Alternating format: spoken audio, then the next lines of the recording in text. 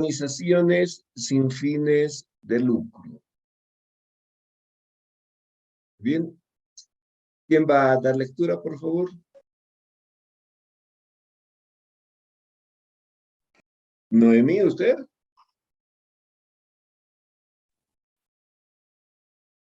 Jenny, tal vez. Sí, licenciado. Ya, por favor. Está bien, un momentito, por favor. Ahí. Organizaciones sin fines de lucro. Introducción. Todas las actividades lícitas en general que se desarrollan en diferentes lugares y de acuerdo a sus objetivos se encuentran inmersas en el sector público y o sector privado.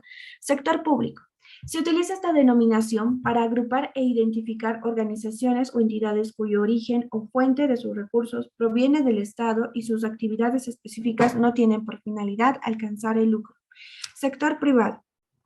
Se utiliza esta denominación para agrupar e identificar organizaciones o empresas cuyo origen o fuente de sus recursos provienen de personas naturales y o jurídicas de derecho privado.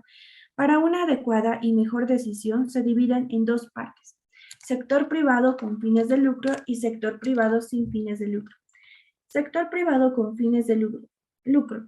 Este segmento de las organizaciones, en sus diferentes actividades que desarrollan, tienen por finalidad maximizar su patrimonio.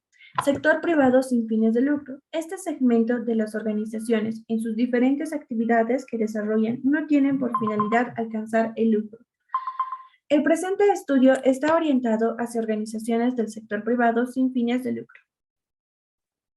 Muy bien.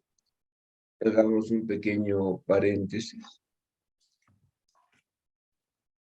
Decimos que todas las actividades en general que se desarrollan en un determinado medio, como en nuestro caso en el Estado Plurinacional de Bolivia, entonces son actividades que están a cargo o divididas, si ustedes gustan, en el sector público y el sector privado. Ahora, obviamente que existe una gran diferencia, gran diferencia. La primera diferencia es que los recursos que poseen, los recursos que utilizan para el desarrollo de sus actividades, es que en el sector público provienen del Estado, del gobierno en sí. Y por supuesto, estas instituciones, empresas, no tienen por finalidad el lucro. Si tenemos empresas en nuestro medio y que así existen, que generan rentabilidad, esta es reinvertida en el propio Estado, en beneficio de nosotros, los bolivianos. En cambio, las actividades del sector privado se caracterizan porque, primero, los recursos que poseen estas empresas, que pueden ser unipersonales o societarias, vienen de personas naturales como de personas jurídicas de derecho privado. Y por supuesto, su finalidad es maximizar su patrimonio. ¿Cómo maximizan el patrimonio? Generando utilidades. ¿Cómo generan utilidades? Aumentando sus ingresos, optimizando sus costos y reduciendo sus gastos. Por supuesto que sí. Entonces, esa es la gran distinción. Pero además debemos efectuar una segunda distinción y en el mismo sector privado. El sector privado tenemos que dividirlo necesariamente en dos partes. El sector privado con fines de lucro y el sector privado sin fines de lucro. Todo lo que acabamos de comentar para el sector privado, pues corresponde al sector privado con fines de lucro, cuya finalidad es esa, maximizar su patrimonio. En cambio, hay organizaciones en este segmento del sector privado sin fines de lucro y que por supuesto desarrollan diferentes actividades y su finalidad no es el lucro, no es el lucro. Su finalidad es mejorar la calidad de vida de las personas. No de todas, ¿no? De un segmento de la población. pero pertenecen al sector privado. Del sector privado sin fines de lucro. Nosotros ahora, pues, nos apartamos de lo que estábamos estudiando, tanto en contabilidad básica, en contabilidad intermedia, como en sociedades nos apartamos, y ahora vamos a ese sector privado, seguimos en el sector privado, pero sin fines de lucro. Mi estimada Jenny, por favor. Está bien, licenciada. Concepto. Son agrupaciones de personas naturales y o jurídicas de derecho privado, legalmente constituidas cuya finalidad no persigue fines de lucro, más por el contrario, su finalidad es prestar adecuados servicios destinados a mejorar la calidad de vida de un segmento de la población, identificada como población meta elegida. Población meta elegida. Es un segmento de la población integrado por personas naturales residentes de una determinada zona geográfica, urbana o rural, que se benefician recibiendo un determinado servicio con la finalidad de mejorar su calidad de vida. Por tanto, la mayor parte de esas organizaciones orienta sus actividades hacia diferentes segmentos de la población de limitados recursos, como también a sus organizaciones sociales, comunitarias, sindicales, comités, centros de madres, etc. Dentro del amplio espectro que comprende la actividad social, estas organizaciones reciben diferentes denominaciones como ser organizaciones no gubernamentales, fundaciones, instituciones de beneficencia o de promoción, mutuales, colegios profesionales, organizaciones culturales, educativas o deportivas, confederaciones, federaciones, sindicatos, iglesias, organizaciones territoriales de base, etc. Bien, gracias, mi estimada Jenny. No hay por qué, licenciado. ¿De qué estamos comentando en este acá? ¿Qué son para nosotros estas organizaciones sin fines de lucro? Primero, son personas jurídicas legalmente constituidas. Al igual como se constituye una empresa unipersonal, al igual como se constituye una sociedad mercantil y obtienen personalidad jurídica, de igual manera, las organizaciones sin fines de lucro están legalmente constituidas. Tienen que estar legalmente constituidas. Estas organizaciones sin fines de lucro normalmente son agrupaciones de personas naturales. En otros casos también pueden intervenir personas jurídicas de derecho privado, sí, y que por supuesto van a promover la constitución de una organización de esta naturaleza.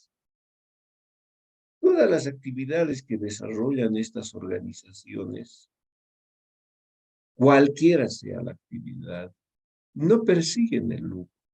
Su finalidad no es generar rentabilidad, no es generar rentabilidad. Alguien dirá, pero estas empresas generan excedentes, generan rentabilidad. Sí, estas organizaciones generan rentabilidad. Sí, sí. Pero acá viene una grandísima característica de que no es distribuida, no puede ser distribuida bajo ningún punto de vista entre las personas que constituyen una organización sin fines de lucro.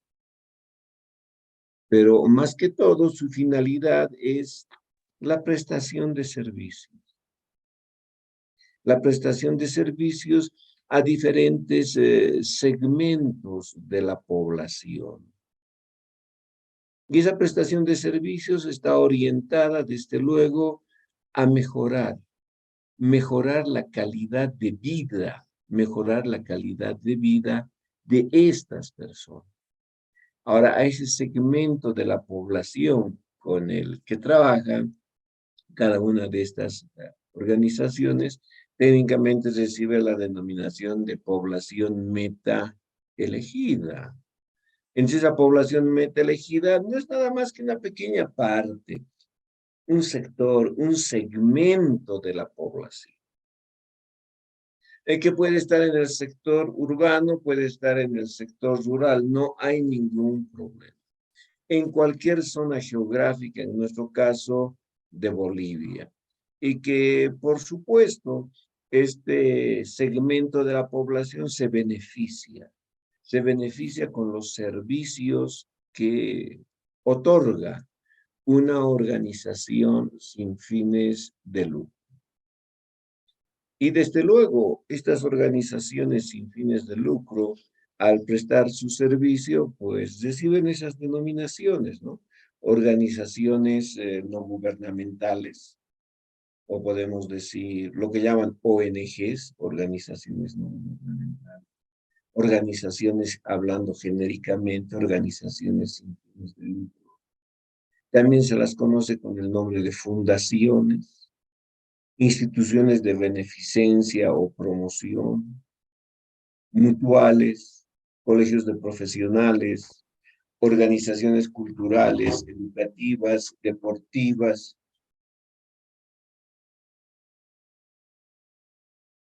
organizaciones deportivas. ¿Me dan un minuto, por favor?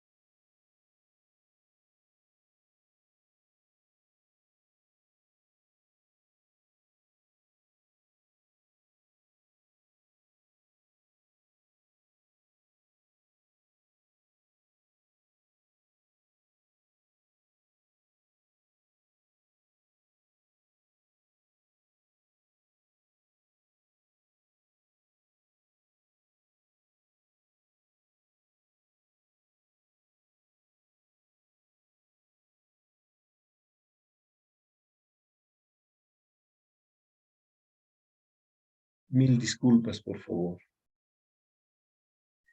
Decíamos que a estas organizaciones sin fines de lucro, en términos generales, denominación, organizaciones sin fines de lucro, son conocidas también como las famosas ONGs, organizaciones no gubernamentales.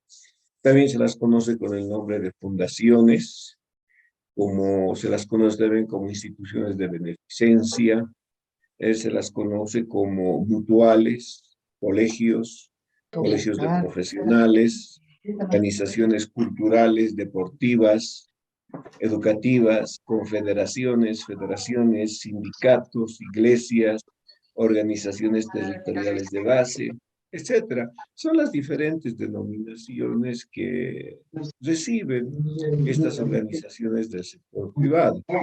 Cuando decimos colegios de profesionales, en nuestro caso estamos hablando del Colegio de Auditores de Bolivia o Colegio de Contadores Públicos de Bolivia y por supuesto con sus respectivos colegios departamentales de los 9 departamentos del Estado Plurinacional de Bolivia. Entonces, forman parte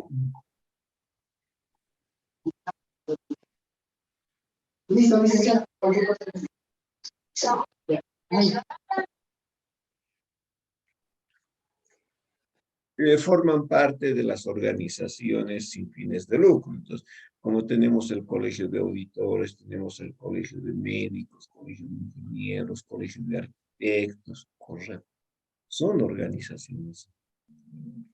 Tenemos los sindicatos, que son organizaciones, sindicatos de las diferentes entidades, empresas del sector privado que han conformado sus sindicatos. Tenemos las federaciones, conjunto de sindicatos que se tienen a nivel departamental, las confederaciones de sindicatos, por supuesto que eso es a nivel nacional, ¿no? Entonces ustedes pueden observar casos como la Confederación de Empresarios Privados de Bolivia, sí, es una organización. La Cámara de Industria y Comercio de La Paz es una organización sin fines de lucro. La Cámara de Comercio de Bolivia es una organización sin fines de lucro, por supuesto. Las iglesias, si vamos al sector católico, son organizaciones sin fines de lucro. En el, no sé qué denominación utilizar, si me ayudan, en las otras iglesias, diremos, ¿no? También son organizaciones sin fines de lucro. Entonces, de esa manera que encontramos una gran cantidad de agrupaciones que reciben estas denominaciones y que, por supuesto, todas ellas conforman o constituyen lo que representan estas organizaciones sin fines de lucro. Muy bien, preguntas hasta ahí, ¿estamos bien? Sí, licenciado. Muy bien, prosigamos con el objetivo. Está bien. Objetivo. Es la prestación de adecuados servicios en diferentes actividades y áreas geográficas, destinados a mejorar la calidad de vida de un sector de la población identificada como población meta elegida. Características. Entonces, por favor, un momento, mi estimada Jen. Esa es la finalidad, mejorar la calidad de vida de un sector de la población. Por supuesto que no están abarcando todo un departamento, no, sería incoherente, no alcanzarían la semejante cobertura. Entonces, eligen una población meta, ya sea del sector rural o sea del sector urbano. Y la finalidad es esa, mejorar su calidad de vida. Sus características. Características. Las principales características que identifican a estas organizaciones sin ser limitativas son las siguientes. Formalización. Están institucionalizadas con la finalidad de garantizar su estabilidad, permanencia y capacidad de ser sujetos de actos y contratos de responsabilidad legal. Condición de privadas. Se organiza por iniciativa de particulares, siendo algo distinto y separado del Estado, sin perjuicio de eventualmente recibir apoyo estatal. Fuente de financiamiento. La o las fuentes de financiamiento de recursos destinados para el desarrollo de sus actividades son de procedencia normalmente externa a través de la participación de personas naturales y o jurídicas, tanto de derecho privado como de derecho público. Financiadores. Son personas naturales y o jurídicas que de forma voluntaria efectúan contribuciones de recursos según convenio, contrato y no tienen por finalidad o no esperan el reembolso pecuniario proporcional o compensado por dichos recursos. Contribuciones son un conjunto de recursos financieros, materiales y o de asistencia técnica valuados en términos de unidades monetarias y entregados mediante convenio o contrato para el desarrollo de una actividad específica.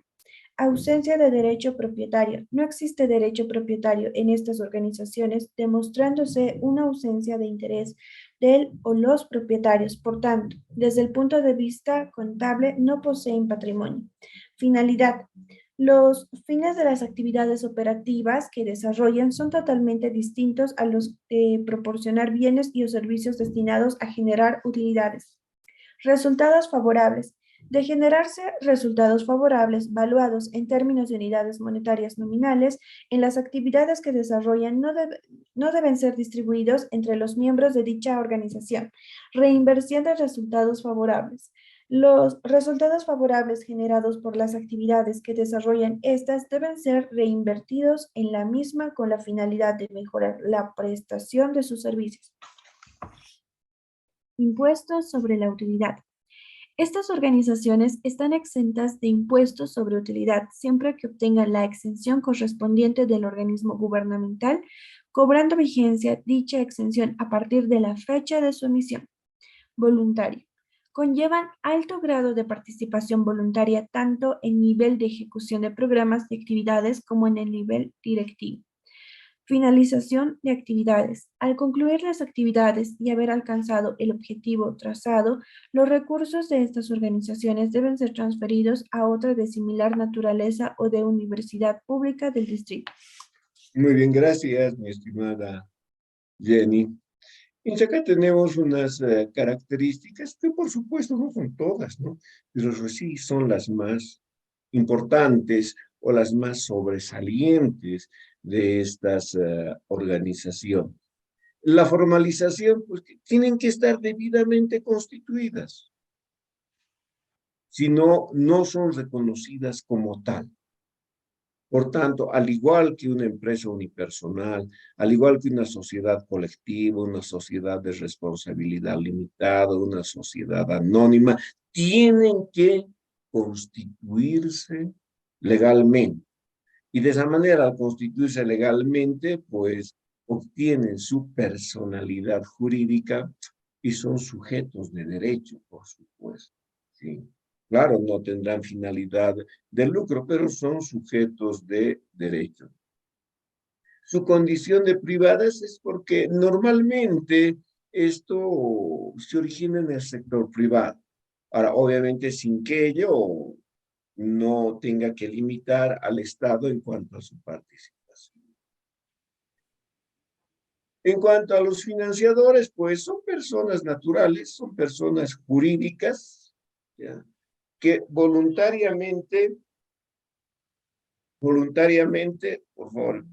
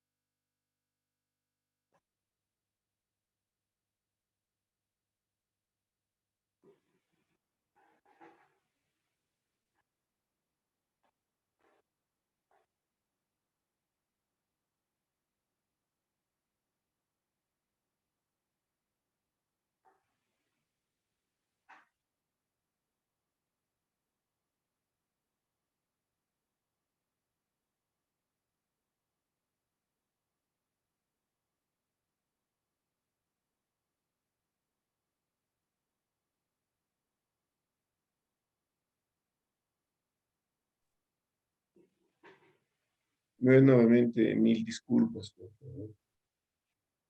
Decíamos que estos financiadores pueden ser personas naturales como personas jurídicas y de carácter voluntario, de carácter voluntario.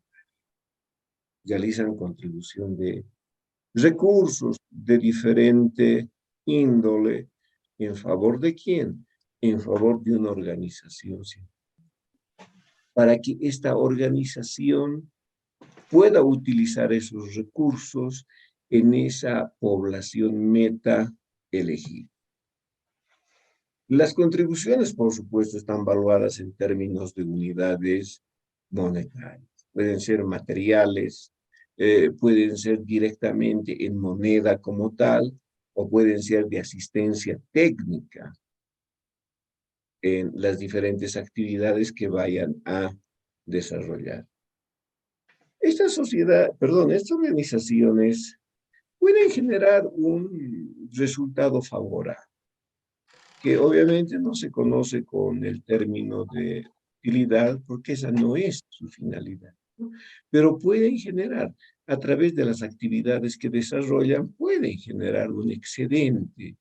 Ahora, esos excedentes, bajo ningún punto de vista pueden ser distribuidos entre las personas que constituyeron esta organización. No, imposible. Imposible que puedan distribuirse estos excedentes. Estos excedentes deben ser reinvertidos en la actividad que normalmente desarrollan las mismas. Y para que se dé la exención del impuesto sobre la utilidad de las empresas, tienen que cumplir con esa condición.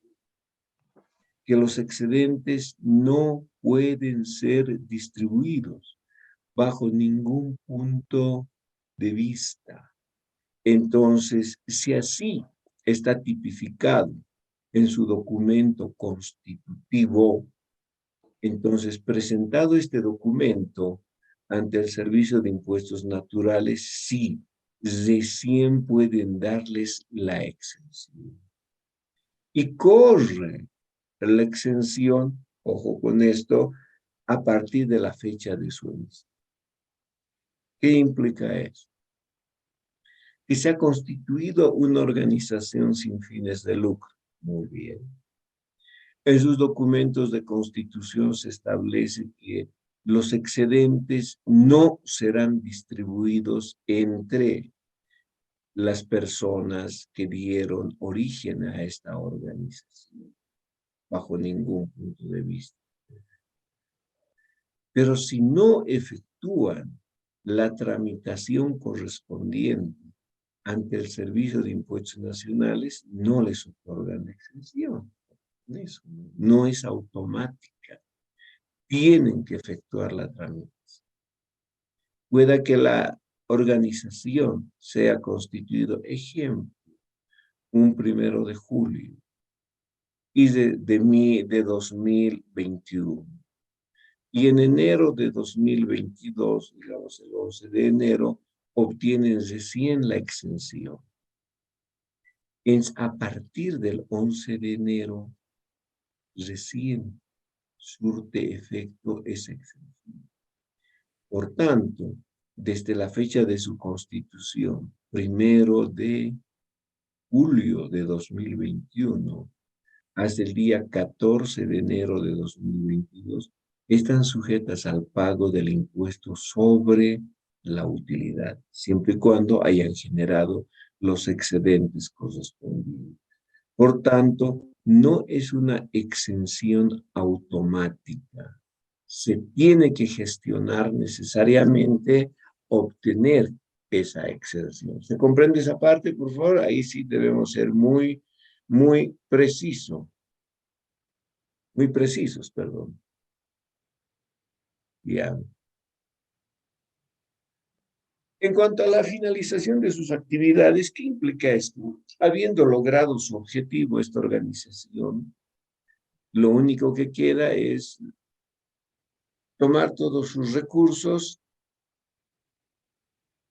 y entregar a otra organización de similar naturaleza.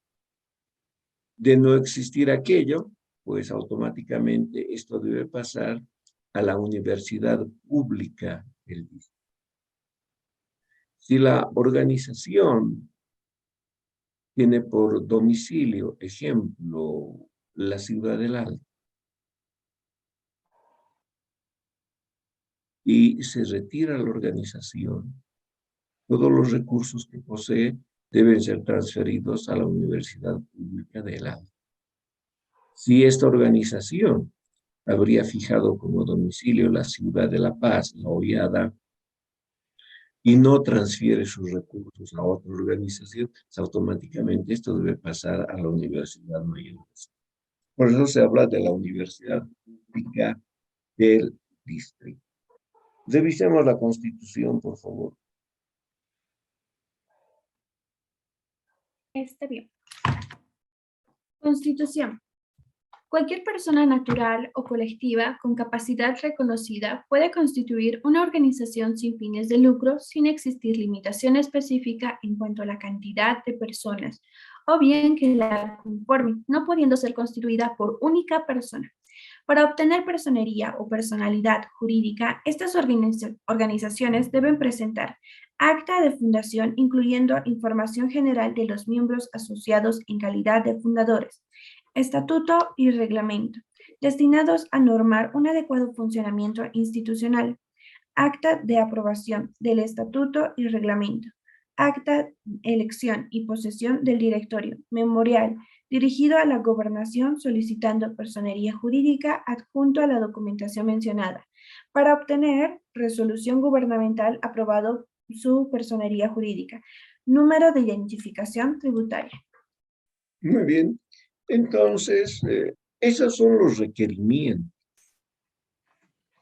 inherentes a lo que se presenta constituir una organización.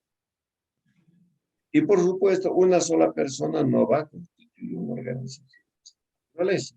Entonces, un conjunto de personas, donde ustedes pueden apreciar que no existe una limitación en cuanto a la participación de estas personas, no existe limitación en cuanto a la cuantía de los recursos que va a poseer una organización de esta naturaleza, y por lo que ustedes pueden apreciar, pues estos documentos se los genera de manera interna. El acta de fundación es generada de manera interna. Por supuesto, claro, está con la participación de un abogado. El estatuto y reglamentos de esta organización también participa un abogado y en todo lo referente a los recursos, pues un auditor, claro que sí. El acta de aprobación, cuándo están aprobando el reglamento, cómo se ha aprobado el reglamento, cuándo se ha aprobado el estatuto, cómo se ha aprobado el estatuto, cómo se ha elegido el acta de elección y la posición de su directorio, por supuesto, todo esto se los genera de manera interna. Claro, para que esto sea válido, pues necesariamente tiene que intervenir, como les dije, un abogado, porque esa es la finalidad de su profesión. Entonces, con toda esa documentación, adjunto un memorial, pues se pedirá a la gobernación que se apruebe su personería jurídica. Y desde luego también deben hacer la tramitación con esta resolución gubernamental, deben hacer la tramitación para obtener su número de identificación. Entonces, así es como se constituye una organización sin fines de lucro. En la parte del estatuto es muy parecido al acta de constitución. ¿Cuál es la distinción? En un testimonio de constitución está incorporado el reglamento, sí, el estatuto, sí, pero de manera muy compacta, muy condensada. Entonces, todos esos lineamientos que se tienen en el testimonio de constitución se los presenta en los estatutos, pero de manera ampliada se presenta en los estatutos.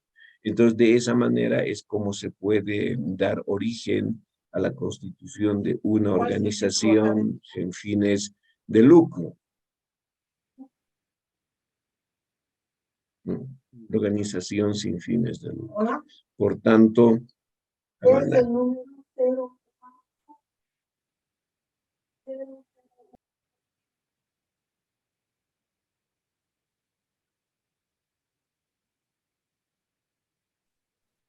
entonces de esa manera es que se constituye una organización sin fines de lucro.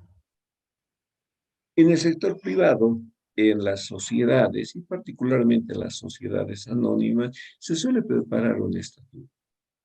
Y el estatuto no es nada más que el testimonio de constitución ampliado y de manera detallada. En el testimonio de constitución, por ejemplo, hacemos referencia al número de acciones autorizadas de la sociedad, su valor nominal, el capital y las personas que están suscribiendo esas acciones y cancelando, por supuesto, a objeto de su constitución. Pues eso es una cláusula. En cambio, cuando se prepara el estatuto, ya no es una cláusula, lo que habíamos comentado, se convierte en un capítulo. Y ese capítulo incluye varios artículos relacionados a lo que es el capital, el número de acciones, si serán preferentes, si serán comunes, características de estas acciones, forma de transferencia de las acciones, número de acciones pendientes de emisión, número de acciones autorizadas, número de acciones suscritas, accionistas que se han adjudicado un determinado número de acciones, etc. Entonces, una ampliación del testimonio de constitución. Acá no tienen un testimonio de constitución, pero tienen un acta de fundación, donde se incluyen elementos técnicos muy parecidos a los que hace referencia un testimonio. Y termina así de manera compacta, de manera condensada. Para que esto sea mucho más entendible, se prepara el estatuto de la organización. Y por supuesto el reglamento. Y así es como se constituye una organización de esta naturaleza en nuestro medio. En cuanto a la disolución, por favor.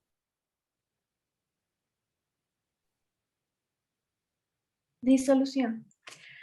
La extinción de la personería jurídica de esta clase de organizaciones puede ser voluntaria o compulsiva. Disolución voluntaria. Las causales de disolución voluntaria deben estar específicamente tipificadas en los estatutos de cada organización, siendo estas, por cumplirse con su finalidad de constitución, por imposibilidad de lograr la finalidad de su constitución. Disolución compulsiva. Las causas de disolución compulsiva se originan por disolución judicial o demanda del Ministerio Público, por desarrollar actividades contrarias al orden público o a las buenas costumbres. Gracias, mi estimada Jenny. En otras palabras, estaríamos hablando de una disolución voluntaria y una obligada, si vale el término, que en vez de utilizar el término de obligada, se utiliza en este medio compulsivo.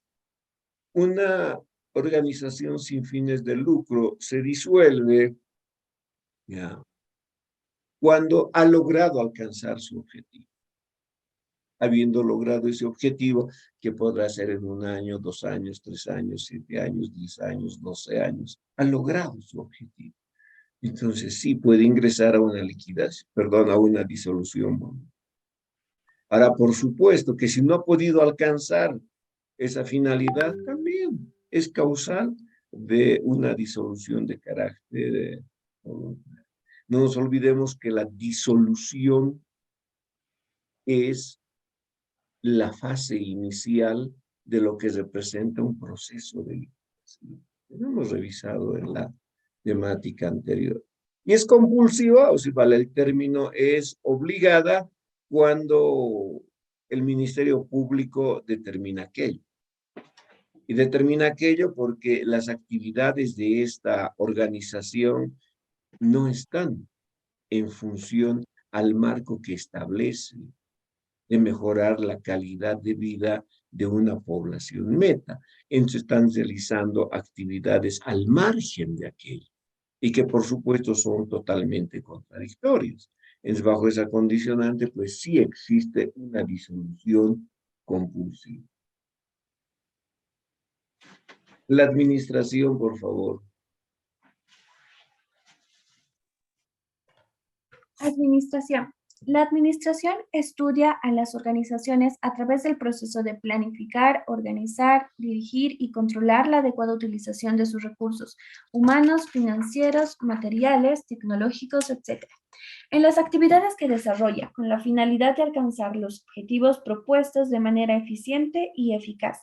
Por tanto, el citado proceso en estas organizaciones normalmente estará a cargo de los asociados por el derecho que les asiste, pudiendo recaer tal responsabilidad en un grupo de asociados o un solo socio, como también ser conferida a terceras personas, decisión que deberá constar en testimonio de constitución, siendo la administración un mandato temporal irrevocable. Dicho proceso requiere el diseño, presentación, aprobación, implantación y seguimiento de políticas organizacionales mediante herramientas tales como manual de organización, manual de dirección, manual de descripción de cargos, manual de funciones, manual de personal, manual de auditoría interna, manual de contabilidad, manual de procedimientos contables, presupuesto financiero y operativo, reglamentos. La estructura organizativa en las organizaciones sin fines de lucro normalmente están en función a instancias de poder, fiscalización y consulta y otras disposiciones. Organismos de poder y decisión. La legislación civil no prevé la composición del régimen orgánico de estas organizaciones, otorgando amplia libertad para que adopten mecanismos internos que consideren necesarios para su administración y funcionamiento. La práctica establece como aceptados la constitución de Asamblea General de Socios, Comité o Consejo Consultivo, Directorio, Director Ejecutivo. Asamblea General de Socios, como instancia máxima de decisión y fiscalización interna, comité y consejo consultivo, de carácter eventual, sin poder de decisión, solo asesoramiento conformado por personas destacadas en el área de actividades de la organización que normalmente no son asociados. Directorio, conformado por miembros en la asamblea elegidos democráticamente que generalmente no son remunerados. Director ejecutivo, pudiendo o no ser miembro de organización, generalmente es remunerado y asume representación legal de la organización, en algunos casos, conjuntamente miembros del directorio. La elección de representantes se realiza de forma interna, debiendo cada organización establecer mecanismos mediante sus estatutos, determinando tiempo de duración de estos en cada uno de los cargos y posibilidades de reelección de permanencia indefinida. La responsabilidad de los representantes de una organización respecto a los componentes de la misma, como hacia terceras personas, se rige por los estatutos y en su defecto se aplican normas del mandato. Muy bien, gracias, mi estimada Jenny. Entonces, ustedes pueden entrever que la administración es una administración científica. No es una administración improvisada. ¿Por qué? Porque estamos hablando de una persona legalmente constituida, una persona jurídica reconocida en nuestro medio. Por tanto, la administración de la misma, que hace referencia a esas fases de planificar, dirigir, organizar, controlar, tiene que estar bajo esa condicionante, que se cumplan que se cumpla ese proceso a través de las fases que nosotros ya conocemos y que ustedes pues realizan estudios al respecto en las asignaturas de administración que les corresponden.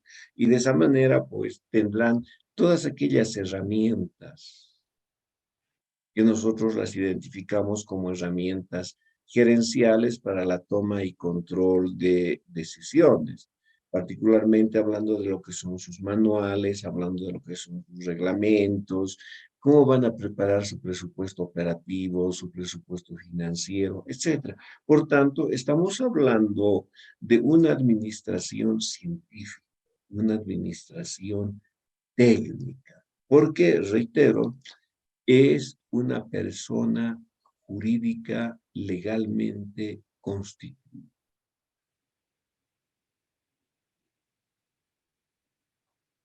En cuanto a los recursos,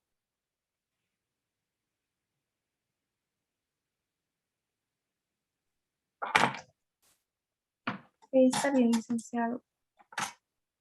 Recursos. Se originan normalmente de donaciones efectuadas por personas naturales y o jurídicas nacionales o extranjeras. El ordenamiento jurídico positivo no contiene restricciones o prohibiciones en torno a las donaciones en favor de organizaciones sin fines de lucro, adecuándose a lo estipulado de sus estatutos. El Código Civil tipifica que las donaciones se realicen mediante documento público con aceptación expresa del donatario, mencionando como única limitación la falta de personería jurídica. En un contrato de donación necesariamente intervienen dos personas, donante y donatario. Donante es una persona natural o jurídica que, según convenio o contrato, dona, obsequia o regala recursos a perpetuidad a una organización sin fines de lucro.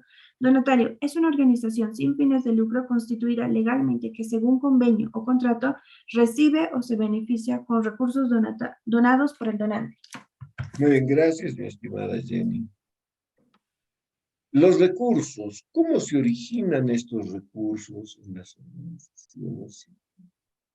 En las sociedades comerciales, los recursos provienen de fuente interna inicialmente. Aportes de los propietarios, llámense socios o accionistas. Ellos son los generadores de recursos en la constitución de una sociedad comercial. En este caso, los recursos provienen de donaciones. De esa manera que tenemos el donante y el donatario. El donante, esa persona natural o jurídica, nacional o extranjera, y que obviamente, según convenio, porque tiene que existir aquello, tiene que suscribirse un convenio de donación necesariamente, entregan los recursos a una organización sin fines de lucro que técnicamente se la conoce como donatario. Es decir, el donatario es una organización sin fines de lucro legalmente constituida, que en cumplimiento a ese convenio suscrito recibe, o si gustan, obtiene donación de recursos para el desarrollo de sus actividades. Entonces, los recursos vienen vía la donación. Y ese recurso donado por el donante es para mejorar la calidad de vida de esa población meta elegida. No es para beneficio de las personas que han constituido una organización sin fin. Entonces, ese es el origen de los recursos. ¿Preguntas?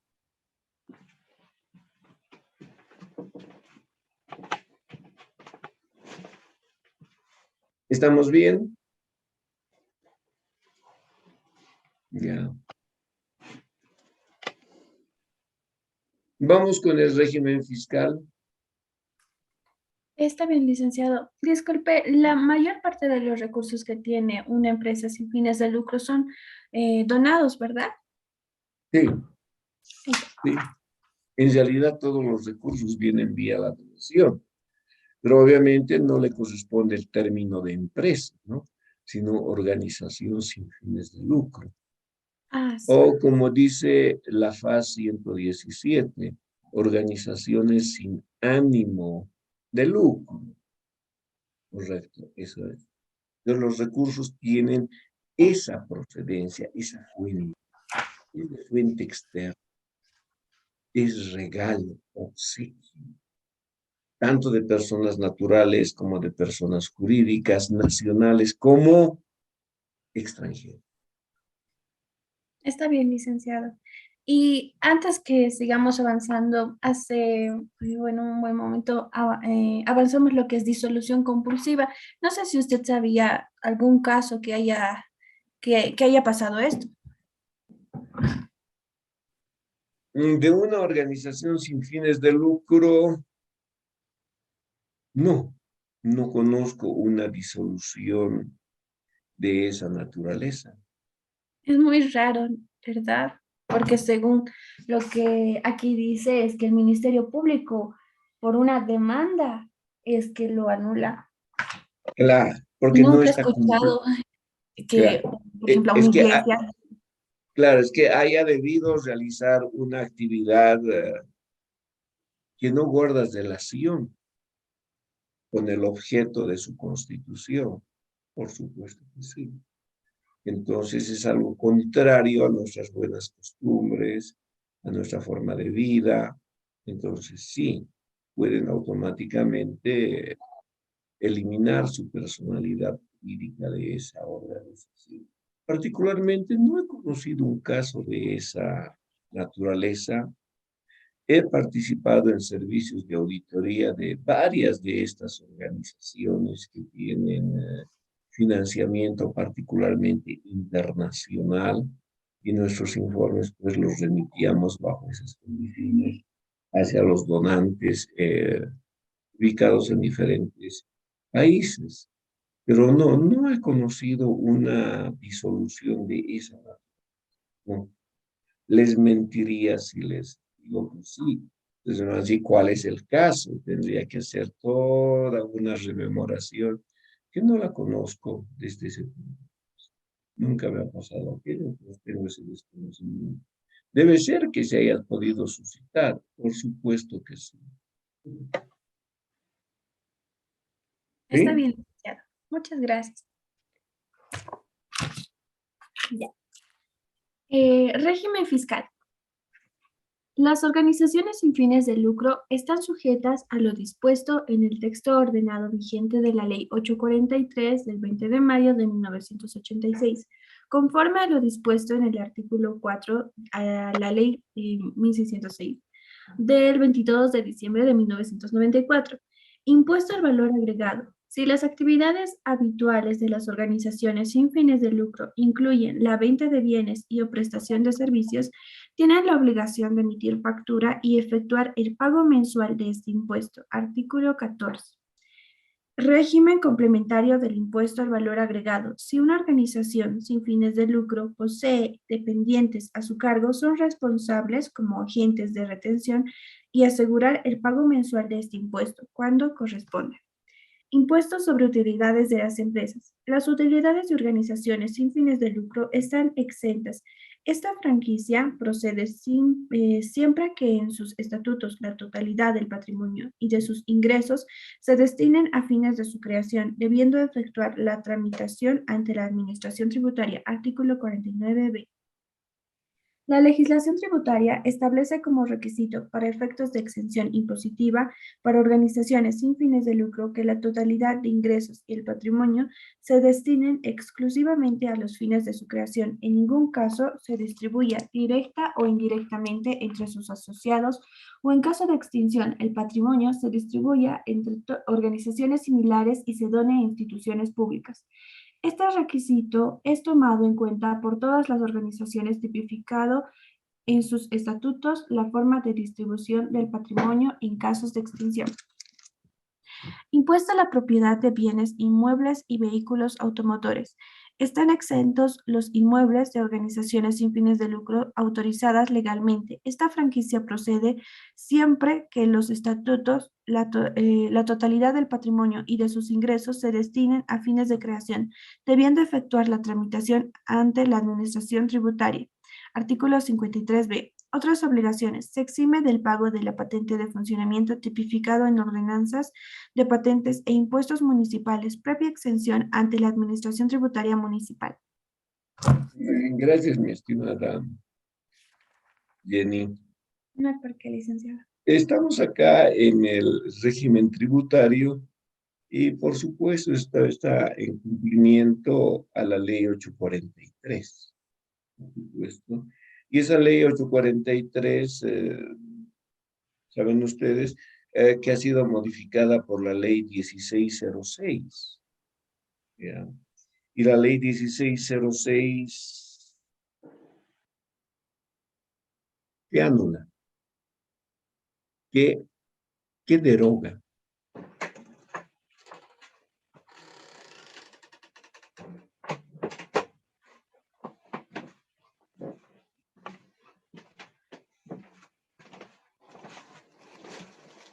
Señorita Darné. El compañero Eduardo tiene su micrófono abierto.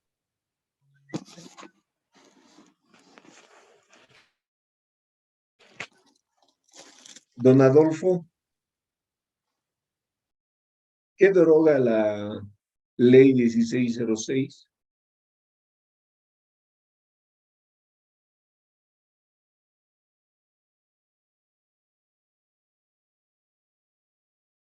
Ustedes llevan contabilidad de tributos, ¿correcto? ¿Sí?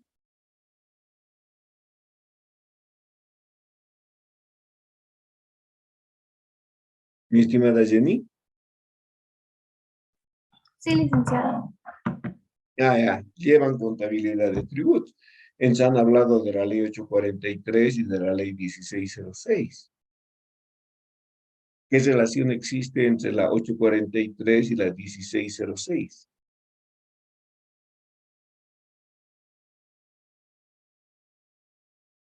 ¿Y por qué se habla del texto ordenado vigente?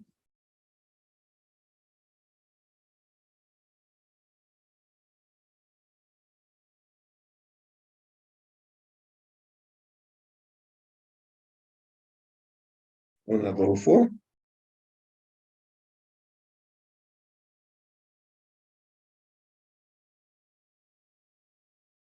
Buen día, licenciado. Si no me equivoco, es el reglamento, licenciado, la 1606. No, es ley, ley. Los reglamentos normalmente vienen versión decreto supremo. Mm, No lo recuerdo, licenciado. Ya, la ley 843 hace referencia al impuesto a la renta presunta de las empresas. Y la ley 1606 deroga el IRPE e incluye el impuesto sobre la utilidad de las empresas y algunas otras modificaciones. Entonces, se anula, se deroga parte de la 843 con la 1606. Existiendo dos normas, se fusionan, se elimina todo aquello que establece la 1606 y se incorpora en la 843, y de esa manera se tiene el texto ordenado vigente. Pues se dice texto ordenado vigente de la ley 843. Eso les han debido comentar en su materia de contabilidad de tributos, mi estimado Adolfo, ¿cierto?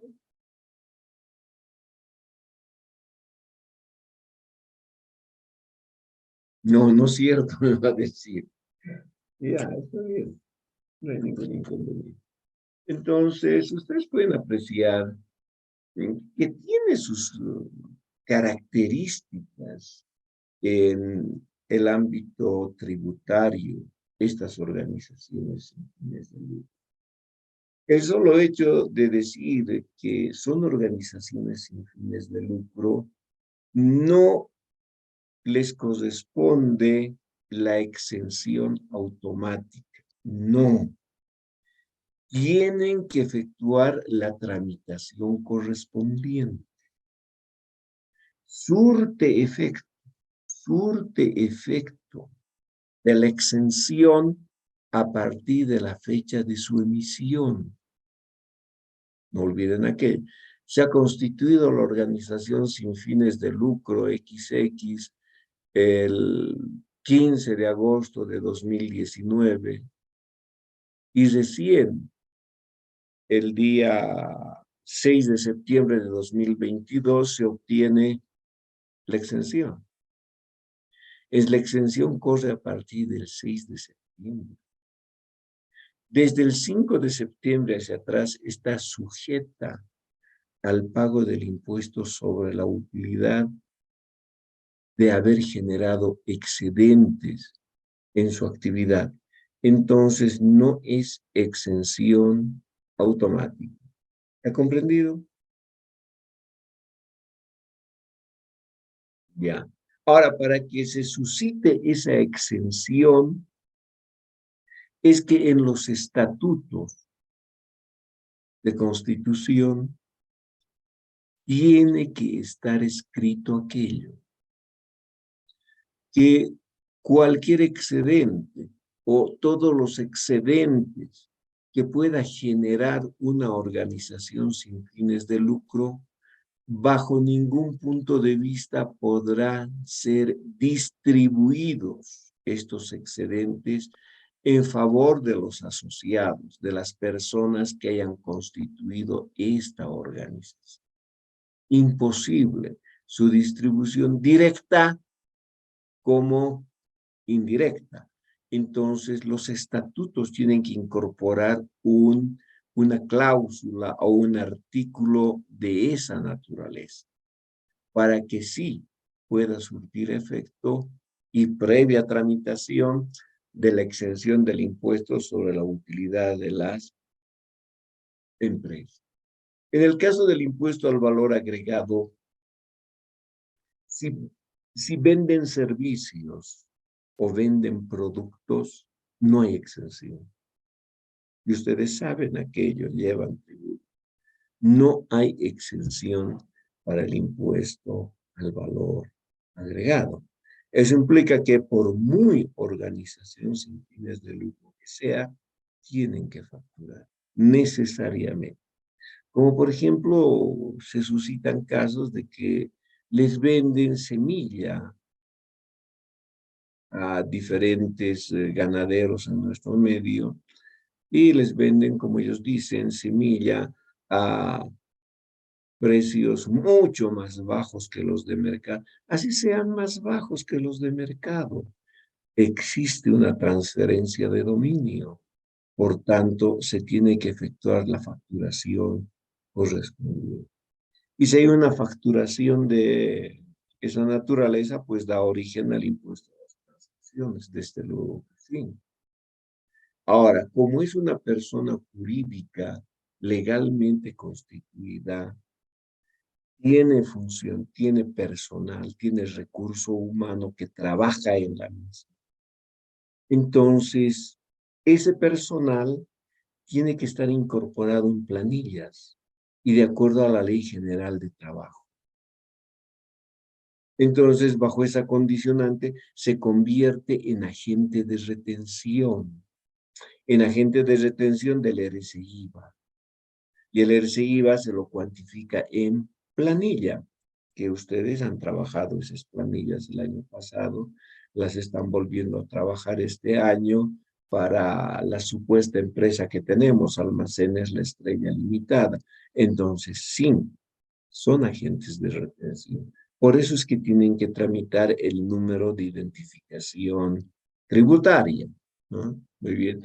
En el caso del impuesto a la propiedad de bienes inmuebles y vehículos automotores, que ahora ya es de orden departamental de las alcaldías, pueden tramitar aquello en cuanto a la exención y obtener también la misma. Pero reitero, no es esto directo, no es esto automático. ¿Estamos bien? ¿Preguntas?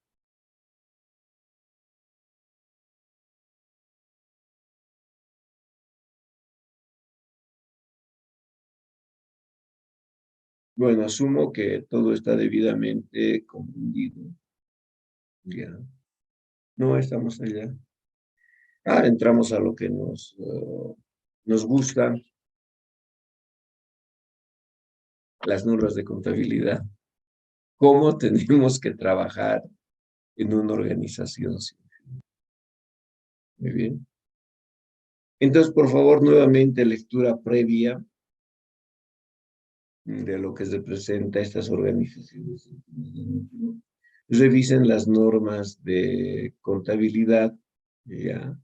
Y de esa manera, pues, tendremos elementos adicionales que compartir. Revisen estas normas de contabilidad financiera del Instituto de Contadores Públicos de Estados Unidos de Norteamérica, ¿ya? Porque las NIC no tienen esto. No hay. No hay. Ni en las NIF. En las nacionales tampoco. ¿Ya? Muy bien. Quedaremos ahí. Desarrollamos esto.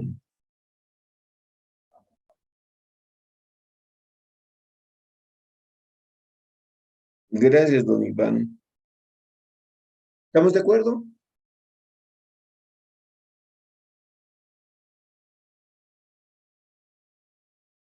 Sí, licenciada.